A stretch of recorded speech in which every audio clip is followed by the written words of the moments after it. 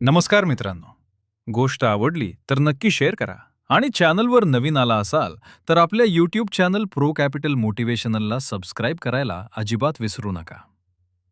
मित्रांनो, आज मी तुम्हाला महाराष्ट्राच्या राजकारणातील एका अशा वळणाबद्दल सांगणार आहे ज्यानं फक्त एका पक्षालाच नाही तर संपूर्ण राज्याच्या सत्तेच्या समीकरणाला हादरा दिला. ही कथा आहे राष्ट्रवादी काँग्रेसची. ही कथा आहे पवार कुटुंबातील मतभेदांची. आणि ही कथा आहे सत्तेच्या खेळातल्या मोठ्या निर्णयांची. मित्रांनो, राष्ट्रवादी काँग्रेस म्हणजे महाराष्ट्राच्या राजकारणातील एक मजबूत स्तंभ. शरद पवार हे नाव म्हणजे अनुभव, रणनीती आणि राजकीय चातुर्याचं प्रतीक. दशकानुदशकं त्यांनी राज्य आणि केंद्राच्या राजकारणात आपली छाप सोडली. पण राजकारणात एक गोष्ट कायम असते: बदल. काळ बदलतो, पिढी बदलते आणि विचारसरणीही बदलते. आणि इथंच सुरू झाली खरी कथा. राष्ट्रवादी काँग्रेसमध्ये आतून हालचाल सुरू झाली. निर्णयांवर मतभेद वाढू लागले. कार्यपद्धतीवर प्रश्न उपस्थित होऊ लागले. आणि एक दिवस राजकारणात मोठा स्फोट झाला. अजित पवार, पक्षातील महत्त्वाचं आणि प्रभावी नेते, त्यांनी वेगळी भूमिका घेतली. सत्तेसोबत जाण्याचा निर्णय घेतला.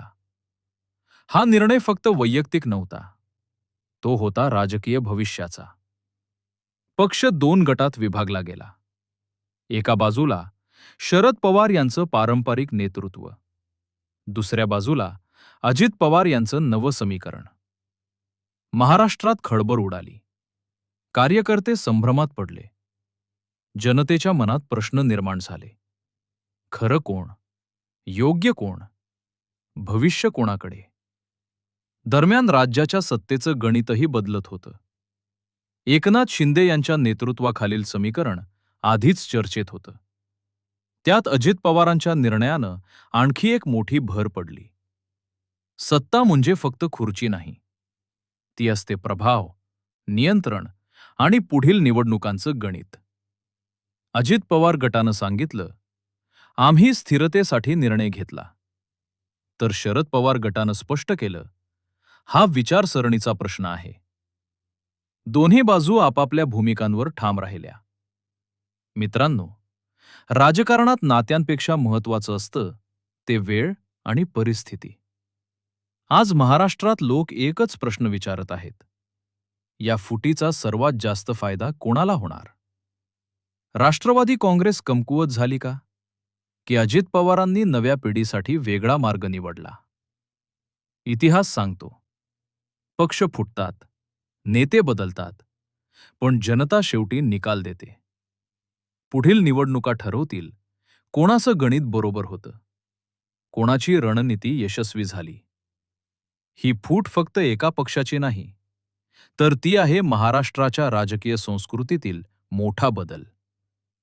आजचा मतदार अधिक जागरूक आहे. तो व्यक्तीपेक्षा स्थिरता, विकास आणि स्पष्ट भूमिका पाहतो. आता प्रश्न आहे, राष्ट्रवादी काँग्रेस पुन्हा एकत्र येईल का, की दोन वेगळे प्रवाह कायम राहतील? शरद पवार यांचा अनुभव, अजित पवार यांची आक्रमक शैली आणि सत्तेचं बदलतं समीकरण, या सगळ्यामुळे महाराष्ट्राचं राजकारण अधिकच रोचक झालं आहे. मित्रांनो, ही फक्त सुरुवात आहे. आगामी काळात अजून मोठे निर्णय, अजून मोठे वळण आपल्याला पाहायला मिळतील. तुमच्या मते हा निर्णय योग्य होता का?